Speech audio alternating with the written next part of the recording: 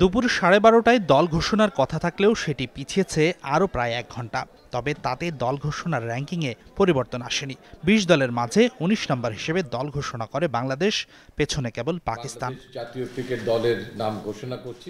Zimbabwe সিরিজে খেলা allrounder Saifuddin জায়গা পাননি, মেহেদী মিরাজের ফেরার গুঞ্জনও সত্যি হয়নি।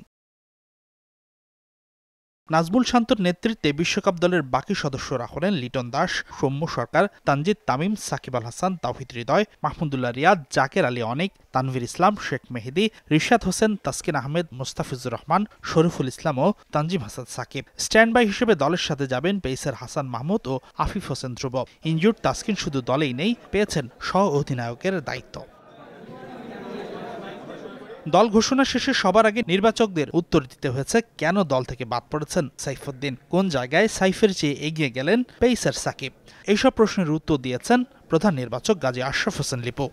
তার ডেথ ওভারে ইয়র্কার করার যে অ্যাবিলিটিটা ছিল সেটা অনেক কম লক্ষিত হয়েছে। সেখানে আরও অনেক উন্নতি করতে হবে। আমার মনে হয় যেটা ঘরোয়া টুর্নামেন্টে করেছে সে তার সঙ্গে ইন্টারন্যাশনাল ক্রিকেটে এসে একটা তারতম্য আমরা লক্ষ্য করেছি।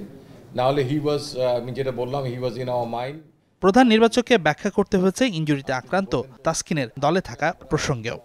আশা রাখছি যে তিনি হয়তো বিশ্বকাপ চলার কোনো একটা পর্যায়ে সুস্থ হয়ে যাবেন।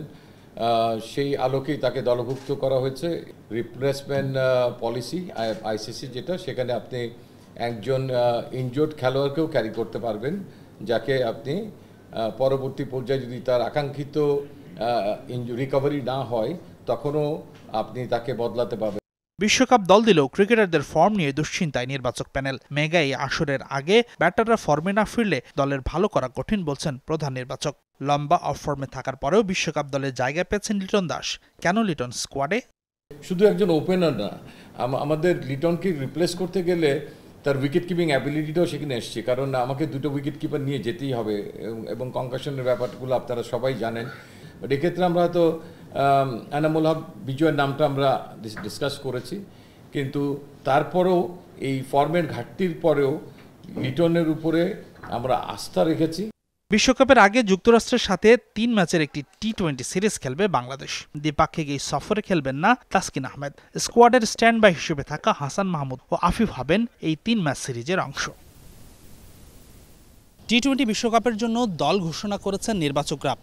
এই দলটির পক্ষে বিপক্ষে নির্দিষ্ট কোনো ক্রিকেটারের থাকা না থাকা নিয়ে আপনার যুক্তি, তর্ক, মত থাকতেই পারে।